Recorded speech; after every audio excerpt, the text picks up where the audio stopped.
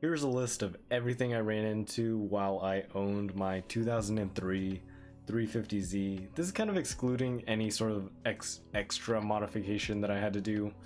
But yeah, here we go. Let's hop right into that.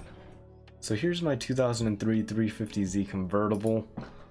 So of course it doesn't apply to every single one, mainly just this first one. So the first thing I ran into was the convertible top wouldn't close all the way.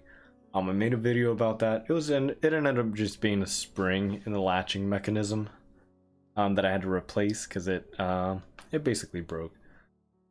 Grinding sound while driving. So I drove about 500 miles. Ends up it was a wheel bearing that needed to be replaced. Something to keep an eye out for. You don't want to drive with a grinding sound for too long. Could also mean brakes. I also had a clicking sound, so I am lowered, but this applies to every single vehicle that has CV axles. So the the rubber boot of the CV axle will actually fall apart if you're lowered prematurely, you know. And all the grease in that lubricates that little joint will come out, and your CV axle will fail prematurely, and you'll hear a lot of clicking as you drive. It could also be your lug nuts not being not being tight. So I have an automatic, so it had very rough shifting up and down, and that was caused by the VVTi solenoids not being cleaned. There's a check engine light for it. I took a look at it. It was really gunked up. I had just put some engine additives to make sure that it maybe helped a little bit. It really gunked up the solenoids. Cleaned those out. Ran perfectly fine since. It's been about 2 or 3 years. Door handle. So you go to pull your door handle, it doesn't open. Broken door handle. Go ahead and replace it. There's a little mechanical piece in there that's made out of plastic. That breaks all the time in the OEM door handles. So go ahead and replace it if that's failing. I went with a cheap Amazon one. I think it was like 30 bucks. It doesn't look as nice, but it works. The car was idling very rough, so it was increasing. It was revving up and revving down and revving up and revving down. And I also had a check engine light. So all that was caused by the cam position sensors. Mine was failing. You could tell it was failing because well, you looked at the sensor and it was falling apart. It's two sensors in the back of the engine. Smoke coming out of the engine bay. You know, you're also burning a lot of oil. I noticed a lot of oil was being lost. Here, let's restart that. A lot of oil was being lost, and that was caused by the valve cover gaskets. Pretty common in any vehicle. The gaskets fail over time. I mean, this car's almost 20 years old now, and so we went ahead and replaced it. Not a super tricky job. I actually went ahead and replaced it with aluminum valve covers off of a Pathfinder. So that's kind of cool beans. Let's see. Oil dripping. So a common part of the oil dripping, if it's not your valve cover, it's most likely the oil cooler gasket. So it's where your oil filter screws onto.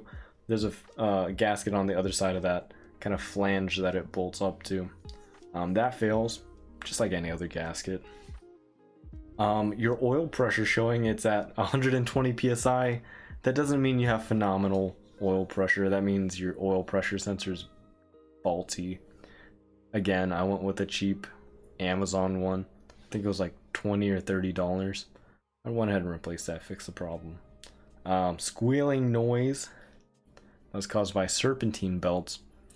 Again, not strictly for the 350Z, but squealing noise really just caused by the serpentine belts.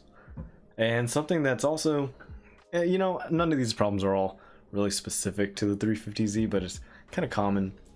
So sometimes your wheels will actually be extra cambered. You know, you could be completely stock and you notice some camber on your wheels. That's actually due to, give it one sec. It's gonna pop up here in a sec. It's this next clip. These right here, so these lower control arms, there's a bushing that connects your basically connects the lower control arm to the body, the subframe actually, and that bushing will actually go out, and that'll cause the lower control arm, which allows your wheel to move up and down, to actually be stuck way out. And you also sometimes hear a clunking noise, but that bushing is, let's see if we can see it in this shot. Oh, there it is. There it is. So right there, see this metal piece, this is the subframe, this is the lower control arm here. I got some billet ones with polyurethane bushings, but right there, there's a bushing that connects this piece to this piece, and that will fail. I'm sure most people have to replace those by now, and that'll cause the wheel to stick way out, you know, have excessive camber for no reason. But yeah, those are really just the main things I've dealt with, and I've had the car for 4 years. I beat on it. I try and keep up with any maintenance. So I've done you know, standard oil filter changes, added an oil cooler, all the seals, so valve cover gaskets, oil cooler gasket as well, replaced the radiator.